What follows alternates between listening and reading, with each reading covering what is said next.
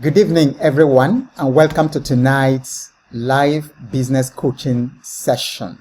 Today, we'll be dealing with the issue of laziness. There is indeed a pandemic of laziness, and so many people who are caught up in the web of laziness do not know what to do. Some people actually realize the problem, but they don't have the tools. They've never had access to tools or to the information, insight, or knowledge that can help them break the backbone of poverty. I beg your pardon, of laziness. How many of you here indicate in the comment section when you think about a lazy person? How many of you have someone who comes to your mind? Indicate in the comment section. Don't put the name of the person there. Don't put the name because you don't want trouble. This is internet. They are going to see it. But if you think about a lazy person and someone comes to your mind, just say yes in the comment section. And then many times the lazy person is actually in the family, because almost every family has a lazy person. And then sometimes if it's not in your immediate family, it is somebody in the extended family. Like, I am lucky not to have a lazy person in my immediate family, because that is not a joke. Some of you who have a lazy person in your family, or you have a lazy person in the office where you work, or you have a lazy person in the business, you're a business owner, you know how terrible it feels, how frustrating it can be to have a man, a fully grown man or woman, who just can't take initiative, who just can't move himself or herself. So people's laziness not only affect them, but it also affects all the people around them, whether they are family members, or whether they are co-workers, or whether they are neighbors. People you give things to do and they never do it because they're suffering chronic laziness. Yeah, so you can see in the comment section all the yes. Okay, so if you're also watching this on YouTube, also type in the comment section right now. When you think about lazy person, does someone come into your mind like vividly? So, and I want you to keep that picture in mind, because laziness is such a dangerous pandemic in the world today. So today, we'll be dealing with how to overcome chronic laziness. And this is going to be very, very practical. So it is something that you're going to take out here. If you're a business owner, you can use the tools and use everything you're going to learn this evening to teach your organization. Because if your organization has a lazy person or lazy people, that lazy person will drag the whole productivity down. That is how infectious laziness is. And then, no one perhaps in history has written as much as King Solomon on the subject of laziness.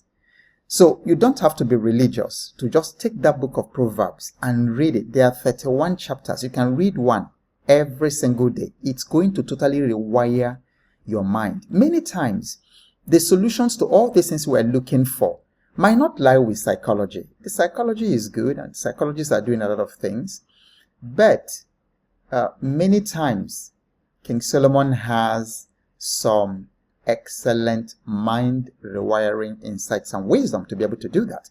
So he dealt exclusively, and you can tell that the old king had aversion for lazy people. From all the things he wrote a lot about laziness.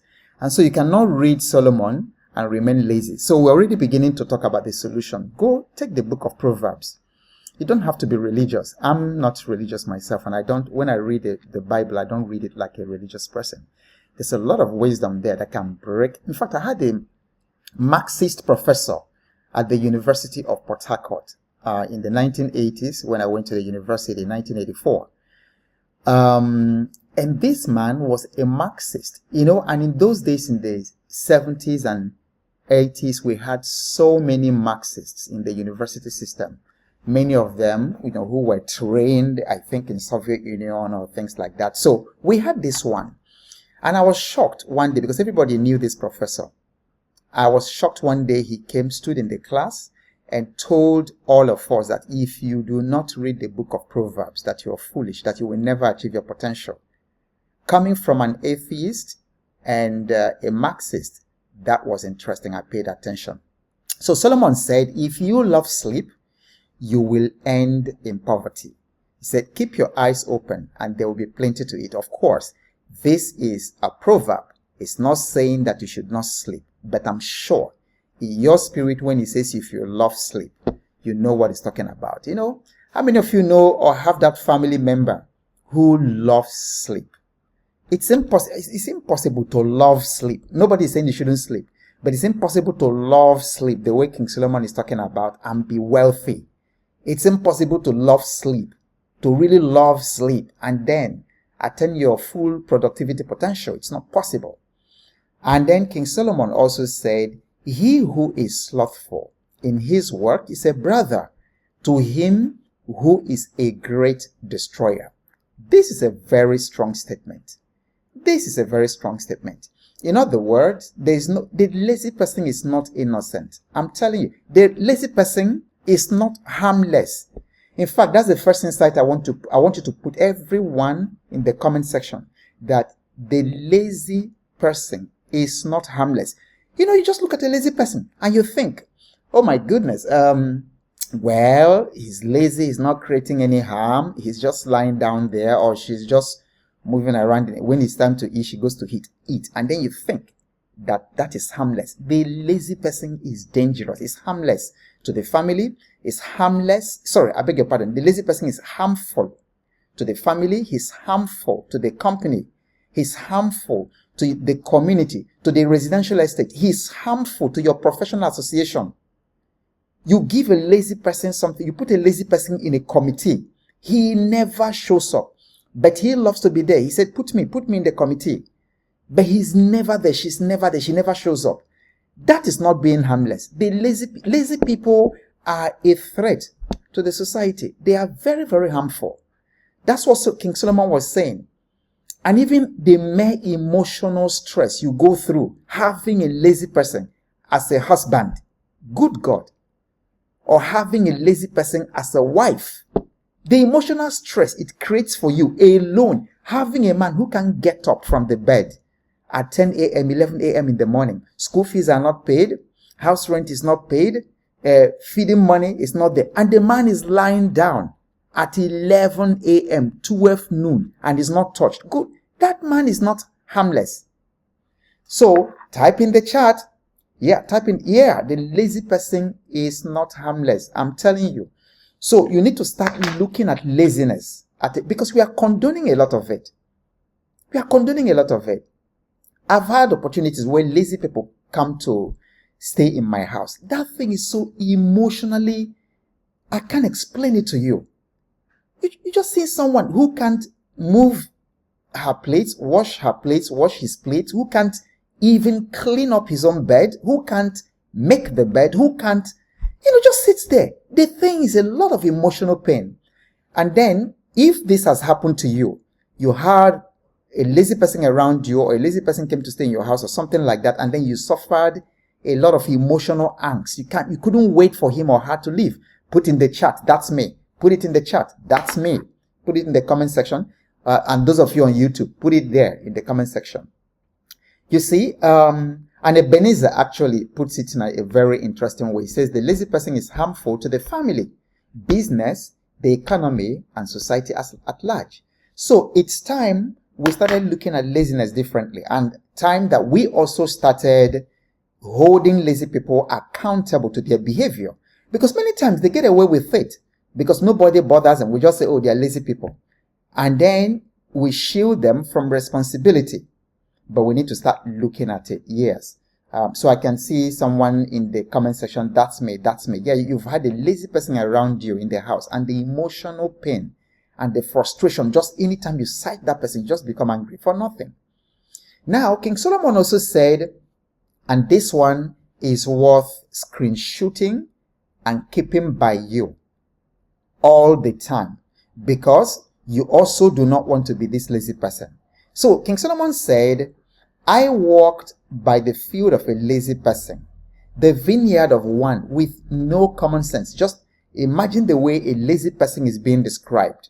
by this wise king. This was the wisest human being who ever lived. So this guy is telling you that the lazy person is not harmless. The lazy person is not harmless, and you cannot condone them. And then he says the lazy person has no common sense. Why? He said, I saw that it was overgrown. That is his field. So he was writing in an agrarian community. In our time, it could also be your business. So he said that the business is neglected. I saw that it was overgrown with nettles. It was covered with weeds, and its walls were broken down. Then, as I looked and thought about it, I learned this lesson. This is so poetic and powerful. He said, a little extra sleep. Extra sleep. He didn't say you shouldn't sleep. He said, a little extra sleep. A little more slumber. That made me cough. He said, a little folding of the hands to rest. He said, then poverty will pounce on you like a bandit. I am telling you honestly, many people who are poor, you see them begging on social media, you see them begging. It is laziness. Many people say it's the economy. Are you the only person in the economy? Are you the only person the economy or bad government is hitting? So he said poverty will pounce on you like a bandit. Scarcity will attack you like an armed robber. And that is what's happening. So if scarcity is attacking you or attacking somebody, the first place to look is laziness. You might be busy and be very lazy. And you ask me how. Please put it in the comment section. You might be busy and still lazy. Put it in the comment section. You might be busy and still be lazy. Because you see, laziness is the stepbrother of procrastination. And many times, being busy is only a coping mechanism to avoid the necessary things that we have to do. So you are very, very busy, but you are very, very busy doing things that are very, very unproductive. Just was it yesterday or day before yesterday? Somebody in South Africa, and if there's any South African here or somebody in Nigeria who knows that, you just put LOL, LOL in the comment section. A guy in South Africa just became bored, like he said, and then started ordering boat rides here in Nigeria.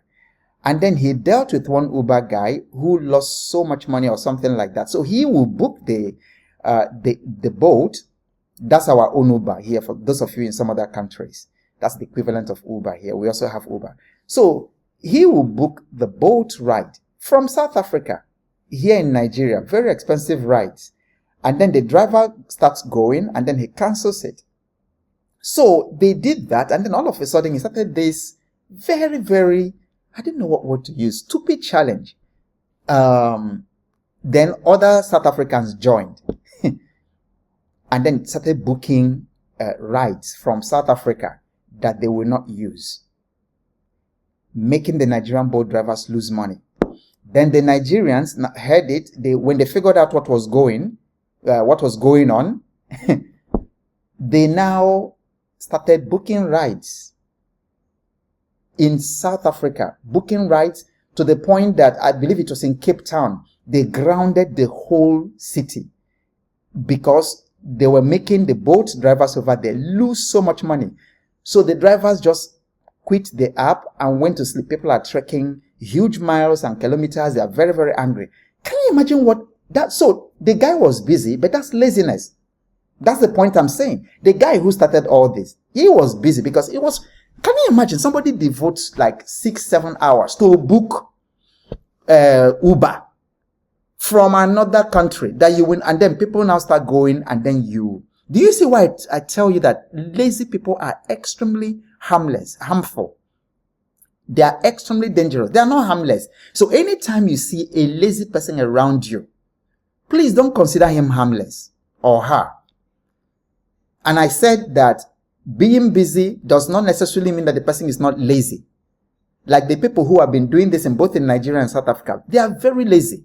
They devoted themselves. I saw a video of one person who said, he's on vacation. He's going to devote the next 10 weeks because he started Nigerian. He started sending, because over there in Cape Town, you order pizza and order food with the boat ride, and then send, and you cost the people to pay. So they're just ruining people. That's laziness.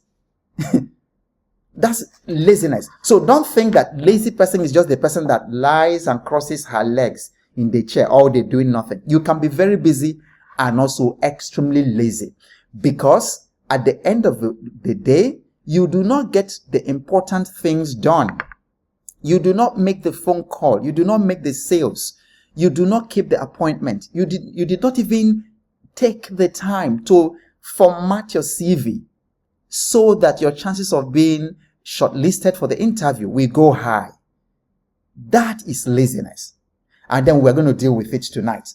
Okay, so who am I, and then why are we doing this? My name is Ogbo Awoke Ogbo. By the way, if you have not shared this already, it's a requirement. It's all I'm asking you. All of you in the call, both here and also in YouTube, please go ahead and share this. This is very important, because if you're getting value so far, and I can ask you, where else have you been hearing things like this? So people need to, because what you see on social media, is people dancing and shaking their bum and things like that, and all kinds of things, sewages that people admit into their mind. But can you imagine doing this for 1,000 years for the whole of the community on Facebook? Can you imagine the change that would happen not only in your life, but in these people and also in their businesses? Can you imagine if you learn this and then you take it back and teach your family, your children, and help them? So all I'm asking is share it.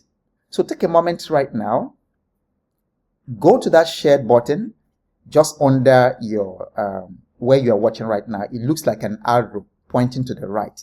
Click it, share with your network. Share it right now. Then when you have done it, please type shared in the comment section. Let me just make sure that you heard me. Why am I doing this? Because it's not an easy task, and I'm going to talk about it later. This is for 1,000 days. I've committed to coaching entrepreneurs and professionals, business owners, professionals, for the next 1,000 days. Because I woke up and I asked myself, if I have just 1,000 days to live, and then I have to impart the most valuable lessons I've learned what would I teach the world? And so I decided that 3 things that we will focus on for everyone who comes. So number 1, developing the skills for attaining financial intelligence. Because if you do not have your financial life together in this universe, I'm telling you, as an older person, many of you here are in your 20s, some in your 30s, way up to maybe majority of you are in your 30s, between your 30s and 40s. So this is a time to hear from an older man who's been around for 50-something years. If you do not get your financial life, your financial act together, you are toast. Put it in the chat. Put it in the chat. If you don't get your financial life together, you are toast. I am telling you. I've been around 50-something years. Money is important. Don't let anybody fool you. But you see, the saddest thing is that people are going about it the wrong way. They're going into get-rich-quick schemes. They are getting their fingers burned. As of today, people are being scammed every day in Nigeria. And then you tell people, come and learn the simple skills and then the patience to actually grow and invest and then to grow your business, to grow your assets. They don't want to learn because it doesn't sound hyped like the ones that they see. So that's what I want to do for the people who really want to get rich and then get rich the right way. You get rich slow, you get rich methodically, and then you generate wealth, because being rich is not the same thing as being wealthy, that you can share with the next generation. I have learned a lot of things, and I've also practiced some of these things that I'm sharing with you. Second thing that we aim to continue to do is to help you scale your business. There's no reason your business should be small. Okay? Yes. I see that in the comment.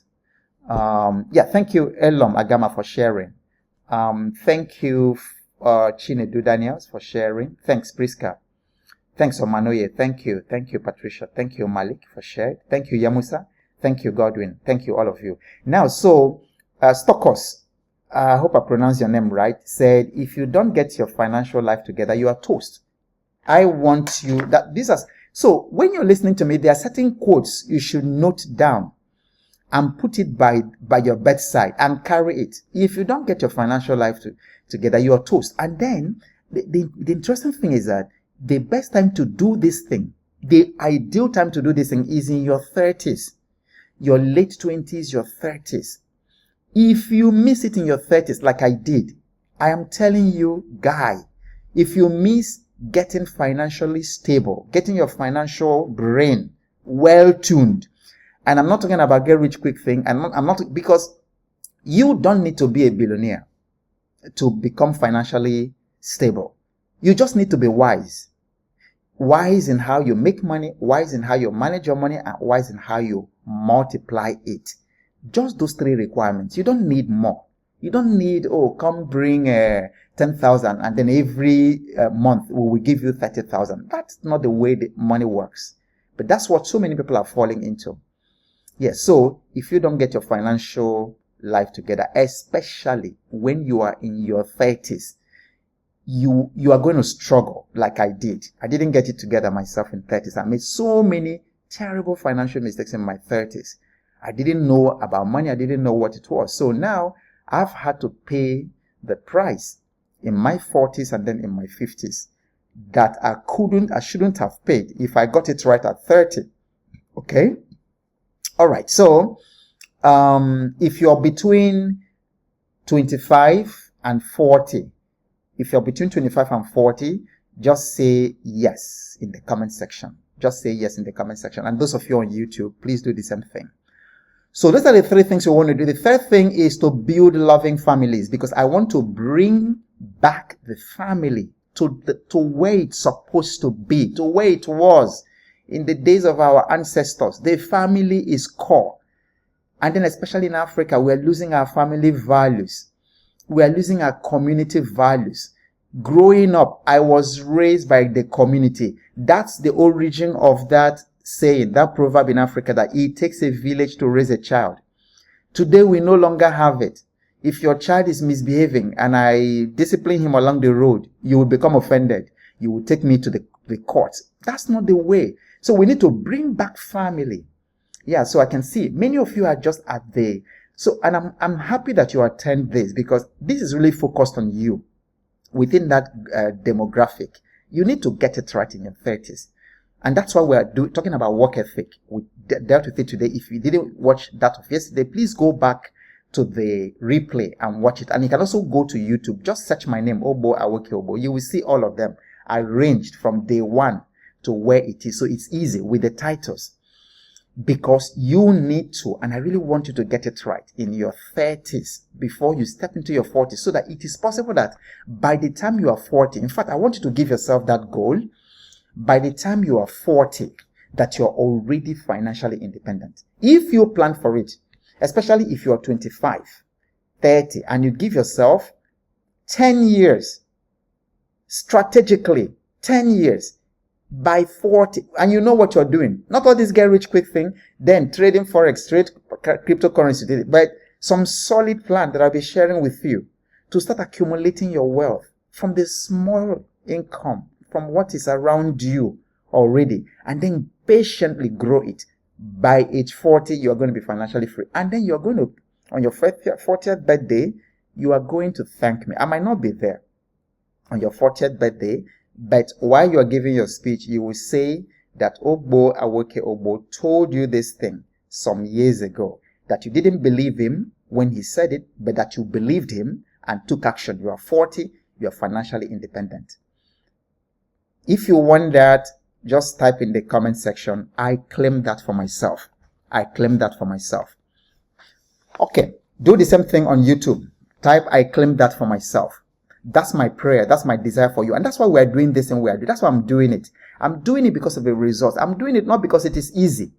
You can only imagine what it takes every single day to prepare the kind of content I do for you, to come and deliver it in the midst of other things I'm doing. I have companies I'm coaching, I have other programs I'm running, but I'm always here 8 p.m. every day for 1,000 days to do it for you.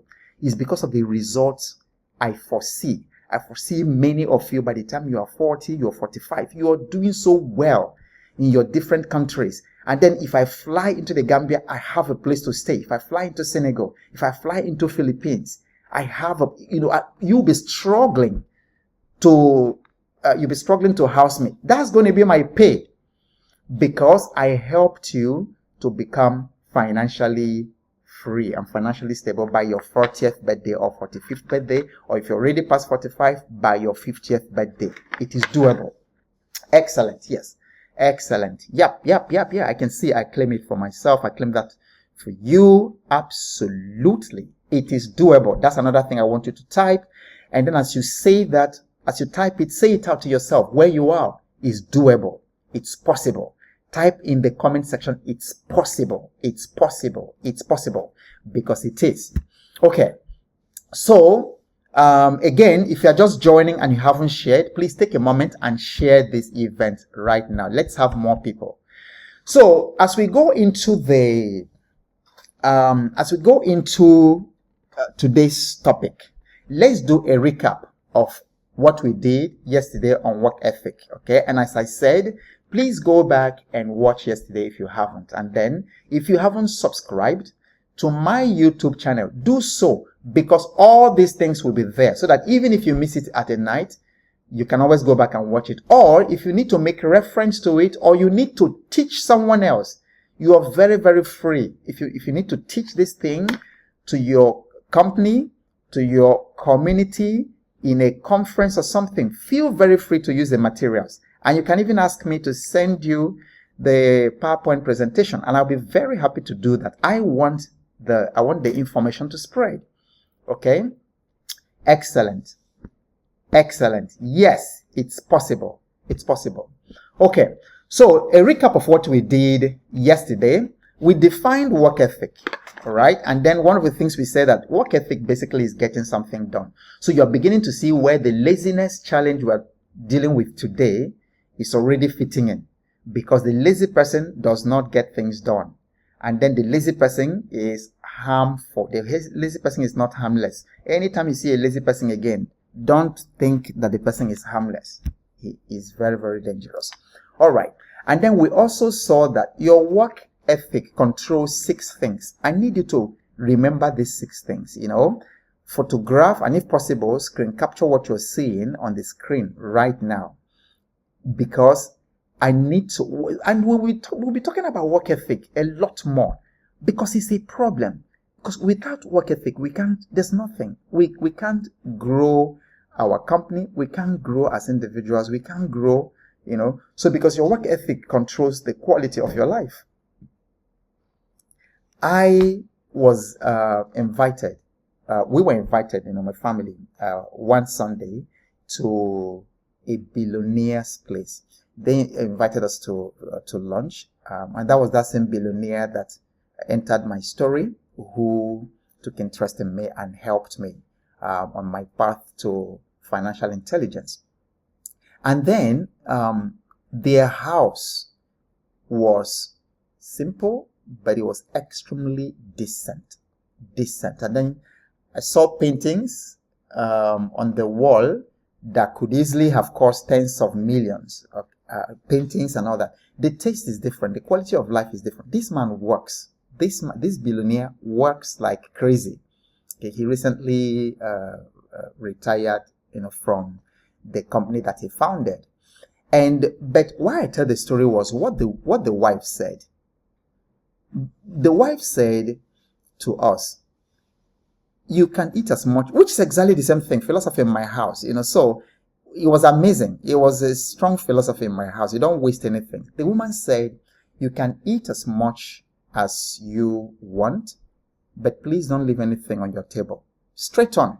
Very, very, what's the word? Very, very assertive, very, very kind, loving. But the house had order. The quality of life was different. Because these people work. The man works like crazy. The woman works like crazy. So your work ethic will control your quality of life. So my problem with the African youth, especially the Nigerian youth today, the biggest problem is that they want high quality life, but they don't want to put in the work ethic.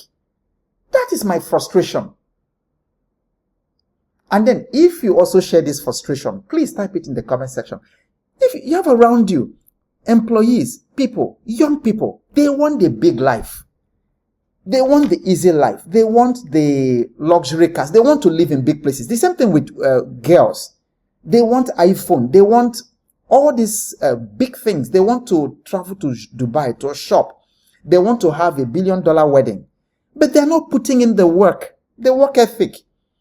So you see the disconnect. And then that is the origin of fraud. Because they don't want to put in the work effort. That's why fraud and gambling and sports betting, that's why it's on the rise in Nigeria. Because they want high quality life, but they don't want to put in the work ethic. And then because of it, they have to find a way, a fraudulent means, defraud people on internet, do the so-called Yahoo to achieve the same quality of life that your work ethic is supposed to achieve it for you. But when you now start using voodoo, you start using deceit, you start using defrauding people to do that, you can never even have that quality of life. A prophet in the Old Testament said that there is no peace for the wicked. I don't think you should be envying these boys when they are riding around, with the girls, and then don't envy them with big cars, and then you know nothing. Those lives are empty, very, very empty. Number 2, your work ethic controls your finances, of course. It controls your career success. It controls your impact on society. I'm able to do this thing that I'm doing right now because of work ethic. You can see that I'm not paid, for it. But I have this very, very strong passion to see especially African families do well. In the whole of Africa, 1.4 billion people. You can't count a handful out of 1.4 billion people. You can't count a handful of people who have ever seen $1 million together in the whole of Africa. You can count them in your palms. And yet, everything, 80% of all the resources that the industrialized nations use to create, whether it is your Tesla or your cell phone or your electric coils or whatever, they all come from Africa. 80%. The gold, the diamond, we have everything. And yet, not 0.001%, not even up to 0.001%, see wealth. Something is wrong. Please type in the comment section. We must change this. So it's my work ethic that's driving me to do that because I see that bigger goal. So we must change that. Type in the comment section. Your work ethic also controls your family relationships, the quality of your relationship. If you're too lazy to serve your wife or serve your husband, or serve your dad and mom, you're too lazy to do that, it's going to affect the happiness in that house. My own wife, when she's coming back from work and I make food for her. Because how can she go? She finishes working all day. I work from home. And then she comes and now starts going to the kitchen to cook. That is crazy. That is crazy. But do you see how happy we are? Because work ethic controls your family relationship. And then number 6, it also controls your physical and mental health. One of the things you are going to notice that there's all the people who have very high work ethic exercise like crazy, including billionaires. Someone just told me yesterday about Cosmos, the Nigerian billionaire. I was both surprised and not surprised. This guy puts in, I think if I heard the gentleman correct, and I think if you are in the live session, you can correct me. I think he said 2 hours a day. This man exercises. Cosmos, Koschari's guy. Do you know Koschari's? The people in the comment section, do you know Koschari's? This guy exercises. Richard Branson, all these people. Many of them have gyms in their own house. And then one of the most published scientists is in Rice University. I met with him a couple of years ago. This guy is incredible. He wakes up at 3 a.m. and begins to exercise. So there's a connection between insane work ethic and your physical and mental health. Many of you see me with my jogging videos and every day.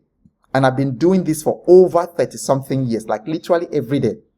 Literally every day. And all my children grew up watching me jog every day. And then, except when it really, maybe I'm traveling or when it's not just possible. So work ethic affects your physical and mental health. It also affects the way you eat and the way you exercise. And of course, yesterday we saw the 4 components of work ethic: discipline, commitment, taking ownership, and then perseverance. Okay. So this is where, and then we said that, well, okay, we didn't cover this yesterday. We said that poor work ethic makes people's self-esteem and confidence go down. I remember Simone Biles, the top champion in gymnastics, saying something about that. The more you exercise and practice, the more your confidence rises. And then when you go to play, when you go on stage, it is your confidence that now takes over. And the confidence came from the fact that you have been practicing. Okay? Of course, it leads to financial hardship. Financial hardship is directly proportional in mathematical terms to poor work ethic. Oh, that's a quotable. Put it in the comment section if you heard what I just said. Say, financial hardship is mathematically directly proportional to poor work ethic. It creates drifting and laziness. People just moving purposelessly and aimlessly. They have time to book. They have 3 hours to play with, to book a boat in South Africa from Lagos. That is drifting. Good God. I don't have that kind of time. 5 minutes to book Uber. And then somebody is devoting the whole day. And of course, as they are doing it, they are posting and they are watching Twitter. Or is it X? For a whole day, 12 hours. My goodness, what a life. And then it causes missed opportunities and career growth.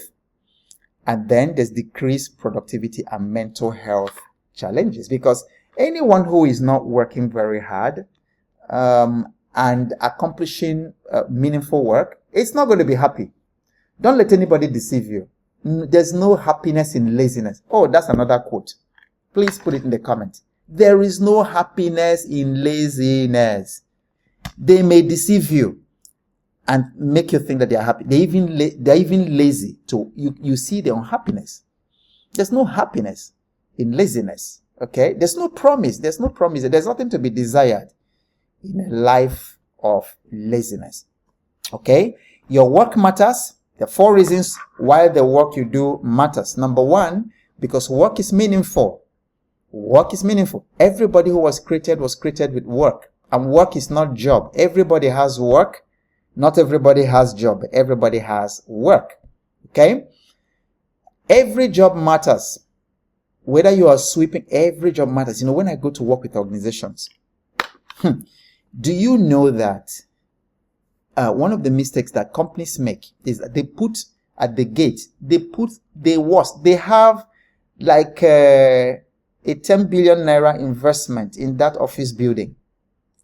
And then they put an illiterate megad who could, gate man, who could barely dress well, speak well, has no manners, as the gatekeeper, the gate man to that kind of a thing. So people are already put off. And then sometimes they do it with receptionists. They put this, very, very insolent, untrained girls chewing gum. They are watching TV, Nollywood. They are not even, and you are standing, it's happened to me. You are standing there, especially in hotels, some of these hotels. You are standing there in the villages, waiting for them to serve you. And they are watching in Nollywood. Hey, he almost beat her. And you say, excuse me, I'm asking about my room. Oh, sorry, sir. And then half. Can you imagine that? And then you're wondering why the business. So take care in employing the cleaners, the so-called junior staff workers, because their work matters. And then if you are a sweeper, your work matters. Whatever you are doing, your work matters. It offers you opportunity to serve others. William James said that the greatest use of life is to spend it for something that outlasts life. How cool. And then as expression of your purpose. Okay, that's why your work matters. All right. So now let's begin to look at how to overcome chronic laziness. And the 4 things, we have about a quarter of an hour, about 15 minutes. So what we're going to do is take time to understand how your brain creates laziness. Because you have to understand laziness. Laziness is not just a physical body problem. Somebody's not able to move their body. It's actually a brain problem. Laziness is actually a mental health situation. It's a mental health problem. You can type that in the chat. It's a quote. Laziness is mental health problem. It is. And so you have to look to the brain to be able to understand how, and I'm going to make it as simple as possible for you to understand how your brain contributes to procrastination and laziness. Okay, and then we look at easy tricks that you can use to move your life forward and then to overcome laziness and to help your children, to help other people around you to overcome it. There is a common root of all laziness, and that common root is lack of intrinsic motivation. Lack of intrinsic motivation. So, people can be motivated in 2 basic ways, from the inside and then from the outside. So, intrinsic motivation is the motivation that the person, you motivate yourself from the inside. The extrinsic is the thing that something outside has to motivate you. So you have to listen to a speech or some kind of external situation like war will motivate you to run. Okay. So, but laziness, if you understand this, you will understand laziness, because the person is unable to move herself or himself forward because there is no intrinsic motivation. And then people who lack initiatives, who don't take initiative, it's also the same problem. They cannot move themselves from within. They're always waiting for something external to move them. And then lack of intrinsic motivation can result from a number of things, 5 things. Number 1, fear of failure. If you've ever suffered fear of failure before, you know how paralyzing it can be, because fear paralyzes you. And so when you are afraid to fail and you are paralyzed, you don't do anything. So it creates laziness, or procrastination is twin brother. Okay, and then avoidance, because you are afraid. And you see, so many people are big men. They are afraid, but they're trying to hide their fears with all kinds of excuses. Now, when you are so overwhelmed and then you lack clarity, it can shut down your mind. And so the natural thing is just to go into inertia. So just don't do anything. So do you see how all these things are connected? Because you're not motivated from within you. For those of you who read about King David, there was a line in the biography of David that said that David motivated himself. They say he encouraged himself. The lazy person is unable to encourage himself or herself. That is the problem. Because there is low self-efficacy. There is this belief, which is false, that you don't have ability. But each of us here has incredible ability that we haven't even scratched. It could also result from someone who doesn't have meaning, purpose in life. The person is just drifting. So there's no strong connection to why do I have to even move out of the house to go and look for a job. Which leads to the 5th one, comfort zone dependency. If what I'm going to say now, if you've seen it, just type in the comment section, I've seen it. Now, have you seen a situation where a family member, a relation, or your friend, or a friend comes to your house?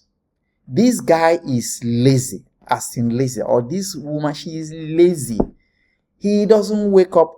Your wife, everybody, children, they wake up, doesn't go to school, he's just lying down in the house. Have you experienced that? And there are people like that. Friends come because there's food, they eat food, there's water, they don't move a finger, everything is there, there's food. there's a vehicle. Anytime they want, because it's your friend, he will tell you, take me to this place and all that. Now, those people usually, and then sometimes it's like a family member, a younger brother, a younger sister, who is already in their 30s. But then they are so comfortable in your house because you have a good job, because you have a good business, and they are comfortable. And they are 30 years, 35 years, 37 years, and they are still in your house. Do you know why? They are very comfortable. The place is familiar. They have settled. There's no motivation for them to now go and then solve their own problems and then start their own lives by themselves. Yeah, I can see a couple of, I have seen it in the comment sections. Okay. So now there are 4 things that must be present for this person to be motivated from inside. Number 1, a clear and compelling goal. So we're already beginning to see how to solve chronic laziness in your life or in someone else's life. 4 things. Clear and compelling goal. Number 2, self-efficacy. The brain, the human mind must believe that you are able, you are capable. And it's important, to believe that. There must be a strong emotional connection to a particular desire, to a goal, something you're looking forward to, really, like a burning desire. If the brain your human mind must be motivated, the desire must be burning. You see, if you wake up, you go to bed thinking about this thing, this goal, you stand up in the morning, you wake up in the morning thinking about that goal. That's a fertile condition for the human mind to be motivated. Of course, external or internal trigger, something happens and then, like right now, hunger is motivating a lot of people. So things that people never knew they could do before, they are doing it. You have 3 cars in the house. Fuel has gone from, was it like 116 naira or something, to almost 1,000 naira. So nobody is advising you to sell that 1 car or to start using 1 car. Okay, so internal or external trigger. So let me just share a little bit about the neurology of laziness. Okay, so let me share a little bit about the neurology of laziness. In other words, what's the connection? What's the real origin of laziness from our nervous system point of view? Because I'm a biologist, because my first degree was actually in zoology. And I was fascinated and then, by the way, zoology is not just we did a lot of things about human beings, the anatomy of man, the physiology, and all those things. And I found it really very fascinating. And then, I was very, very interested in the neurology. It's like all of us are basically electrical signals. You are electricity, a full electrical creature. I don't know whether you have actually seen yourself as that. So, because if your nervous system shuts down, that's why it's important to take care of your mental health. Because if your brain should snap at any time, you totally lose reality. And that's what's happening to crazy people. So the place to always look for solution is from the neurological level. So how are they connected? So there are 3 core ideas I want to share. Let me see if I can just make it as very, very simple in layman's term. One is that our brain has a reward system. In fact, if you understand this one, that's already a lot. Our brain has a reward system. Then there's also a part of our brain that is responsible for making decisions and then accomplishing them. And then there's another one that is responsible for emotions, how we feel. And then you see there's a connection between the way we think and the way we feel and then the way we act. Because the value chain of a thought is, first there's a thought. That thought triggers a feeling, and then the feeling triggers action. So it's important to understand how the brain works in order to deal with the problem of chronic laziness. So first of all, laziness stems, like we've already said, from a lack of intrinsic motivation or a desire for immediate gratification. And this is the secret. This is why it is impossible for you who are in your 20s, in your 30s, and then in your 40s to become wealthy until you understand delayed gratification. In fact, you can put in the comment section, it is impossible to be financially free without delayed gratification. That is what's missing for many people. They make small money.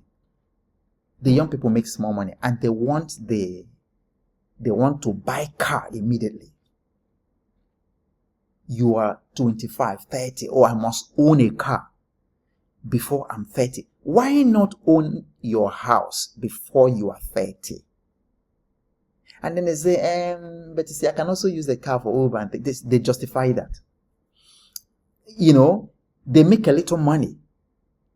They ship something abroad and make a little money. First thing on their mind, they buy iPhone 15. I don't even know if 16 is already out. Delayed gratification is the secret to growing wealth with peace of mind. The kind of wealth you can sleep in your house and then you are not worried that anybody will come and quarrel with you. Okay, so when we engage in activities that bring us pleasure, our brain releases this happy hormone. That happy hormone is called is it a hormone? Neurotransmitter is called dopamine.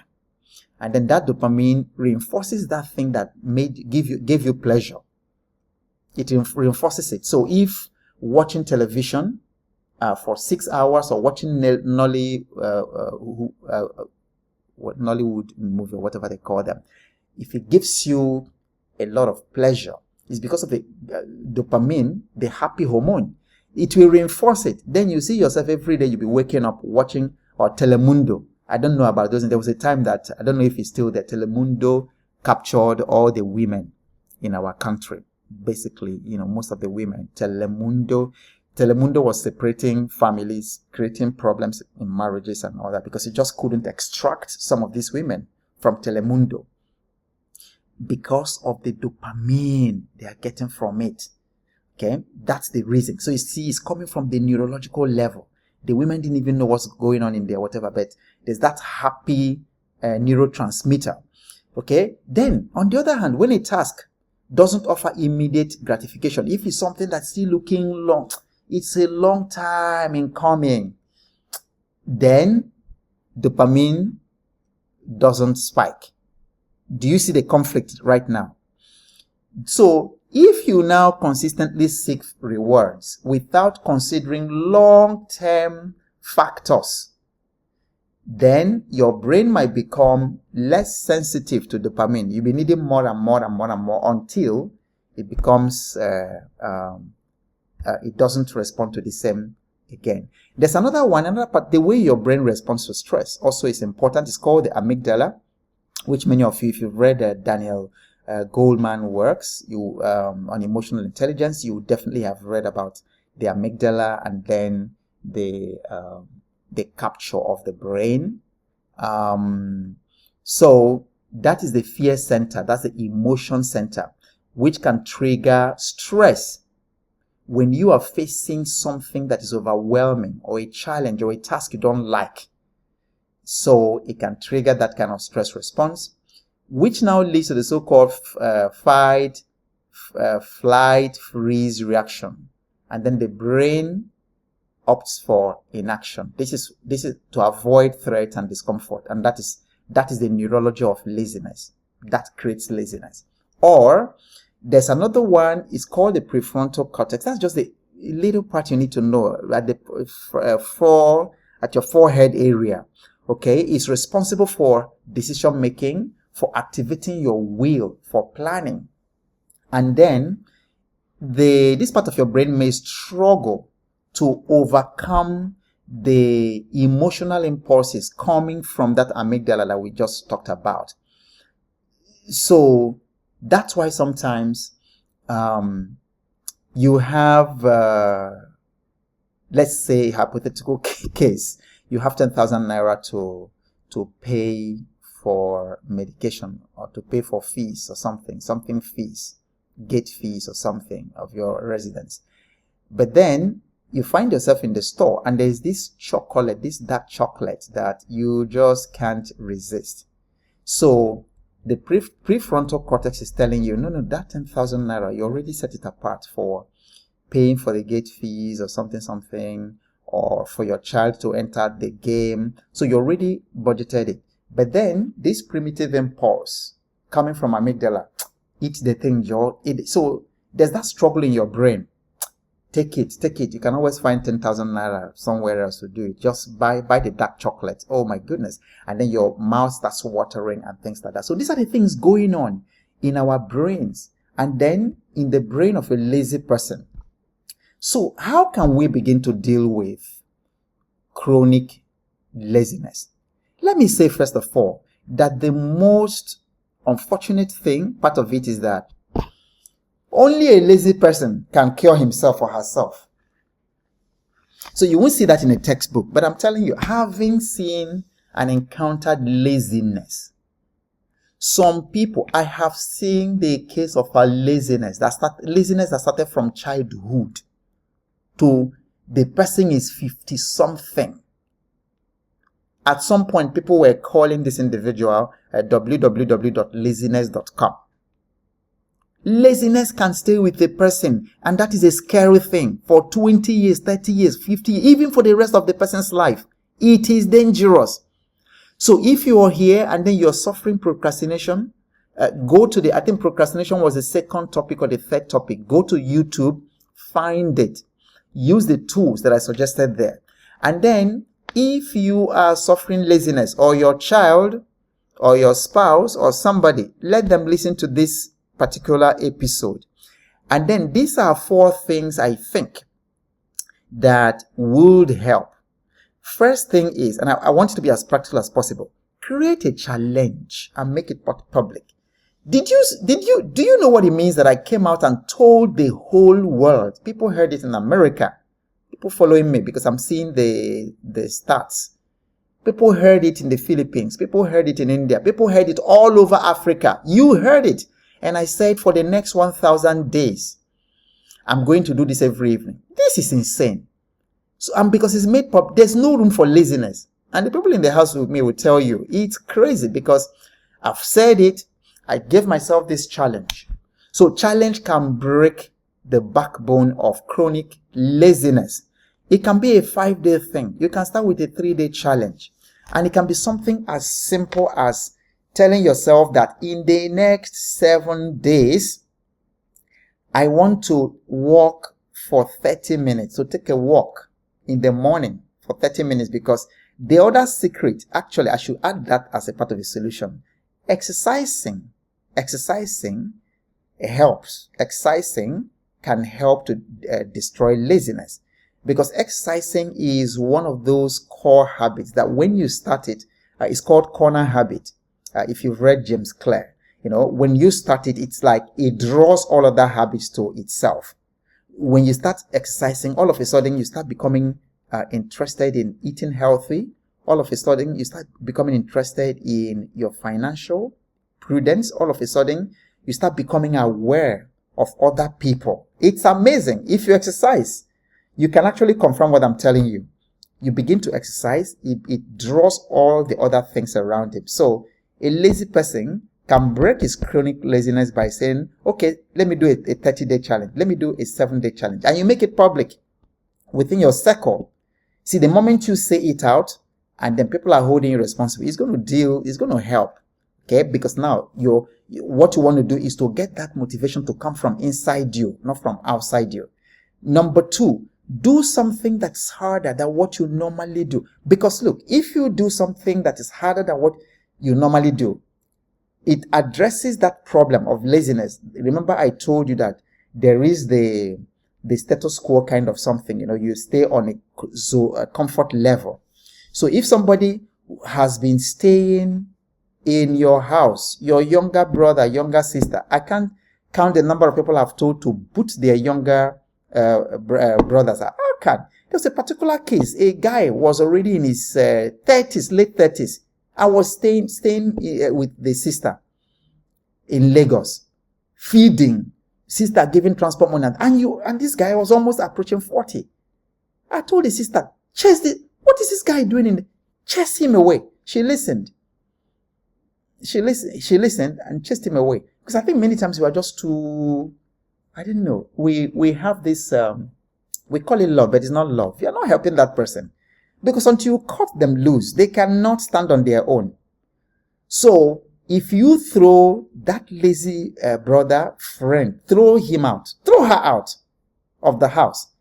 Tell the person, okay, what do you want to do? And then how can I support you? Then throw them out. So let them find themselves in a situation where they have to do something harder. Or if they like, they can go and live somewhere else and then waste their energy. All right. So number 3, create necessity, a sense of urgency to get something done.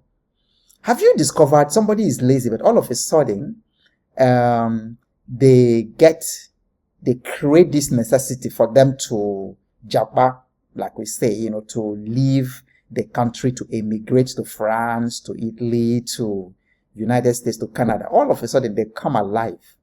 So generate a necessity. Generate a necessity could be your health.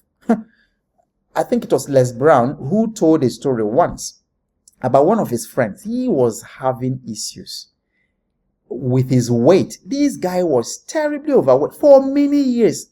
Not 3, not 5, 6, 7 years. And then he had a doctor. Every time the doctor would tell him something to do, he will not do it. And his situation was getting terrible. Then one day, the doctor now tried something. He said to him, called his name, said, in 2 weeks, you're going to be dead. And when you die, this is what's going to happen. Another man is going to marry your wife, and then they will move in. He put it in a very graphic way. Just told him straight, said, you have 2 weeks to live. And then when you die, you see your wife and your kids, another man would marry that your wife, stay in that your house, use that your bed, and all that and all that. Les Brown said that this guy got well. And as of that time, he said he became really, really, really lean. That's creating necessity. So create necessity around you, or let someone create necessity. If you're a parent, create necessity for your children. Let them start paying. Let them start contributing to the house so that they can learn responsibility. Create necessity in different ways. All right. Then use 2 to 5 minute tools. This will be very, very helpful if there's also procrastination you're dealing with. So if you're battling laziness, just tell yourself, okay, you need to mop the floor or something. Or maybe you need to clean up your shelf. And you have been postponing this thing for 5 years to clean up your shelf and arrange the books. Then you can just set a timer. Just 5 minutes. Give yourself 5 minutes. You are going to just dust something. Do something. Doesn't matter what it is.